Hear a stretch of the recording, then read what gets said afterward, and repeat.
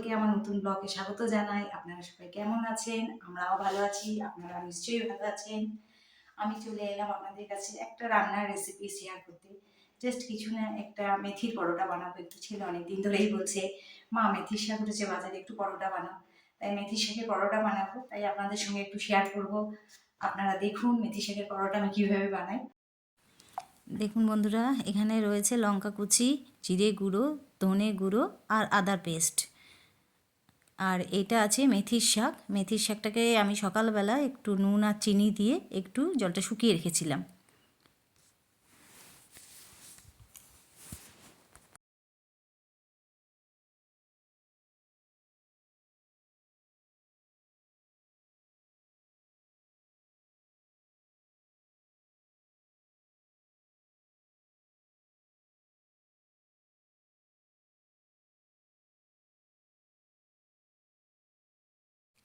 আপনাদের কাছে বলতে ভুলে গেছি, এখানে আছে 1.5 কাপ ময়দা আর 1 কাপ আটা, আর তার সাথে আমি যোগ করেছি 1 চিমটে নুন।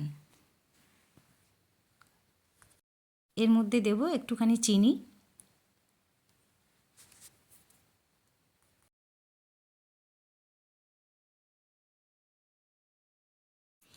এবার এর মধ্যে একটু অ্যাড করব সাদা তেল।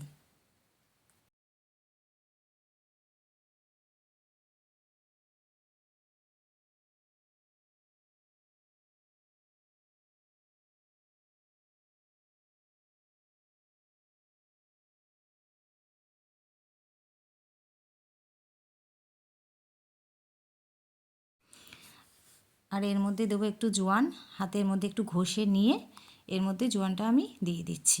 এতে পরোটার গন্ধ স্বাদ দুটোই সুন্দর হবে।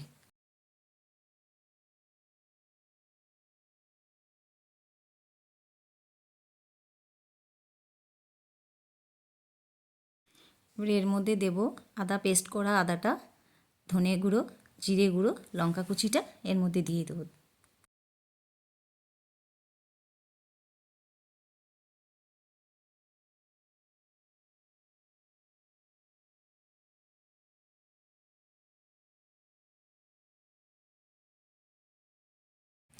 এবারে আমি এটাকে একটু ভালো করে মেখে নেব। মেখে নেওয়ার পর আমি মেথির শাকটা অ্যাড করব।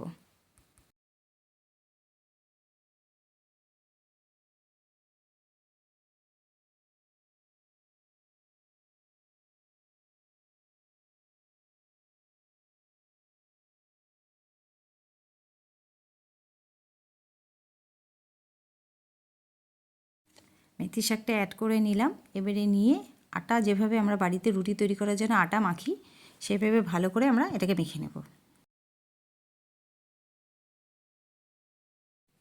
এবারে আটাটাকে ভালো মতো মেখে নিচ্ছি। মেখে নিয়ে এবারে আমি জলটা অল্প অল্প করে জল দিয়ে আটাটাকে আমি মাখবো।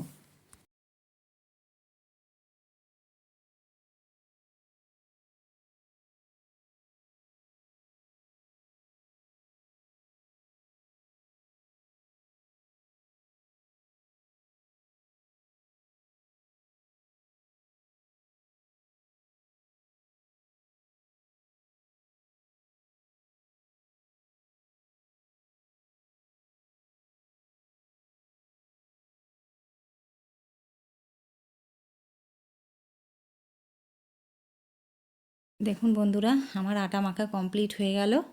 রুটি বা পরোটা বানানোর জন্য যেভাবে আমরা আটাটা মেখে থাকি সেভাবেই আমি আটাটা মাখলাম। মেখে নিয়ে এবারে কিছুক্ষণের জন্য এটাকে ঢেকে রেখে, আলাদা করে ঢেকে রেখে একটু রেস্টে রেখে দেবো।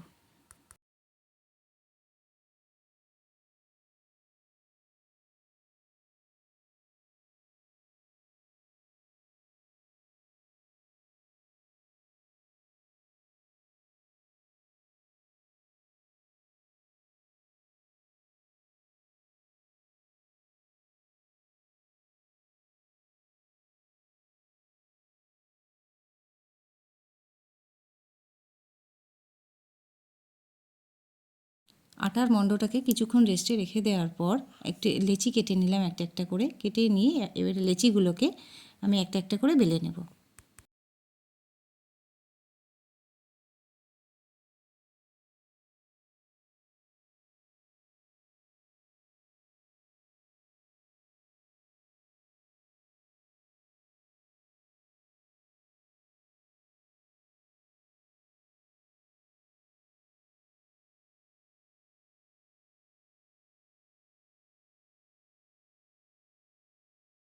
সবকটা লেচি একসাথে বেলে নেওয়ার পর এবারে আমি পরোটাগুলোকে ভেজে নেব।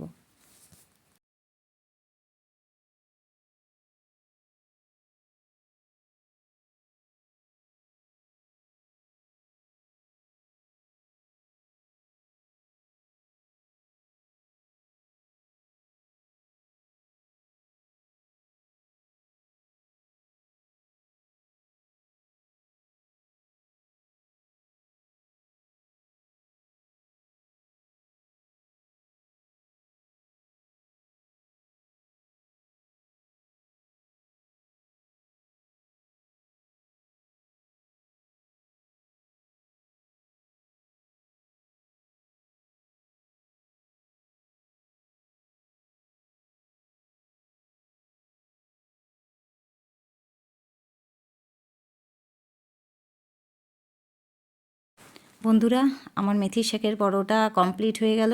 দেখুন, আপনারা বাড়িতে ট্রাই করুন, দেখুন যে কেমন হয় এবং আমাকে অবশ্যই কমেন্ট করে জানান যে খেতে কীরকম হয়েছে। বন্ধুরা, তাহলে দেখুন, আর আজকের মতো আমি এই ব্লগটা এখানেই শেষ করলাম।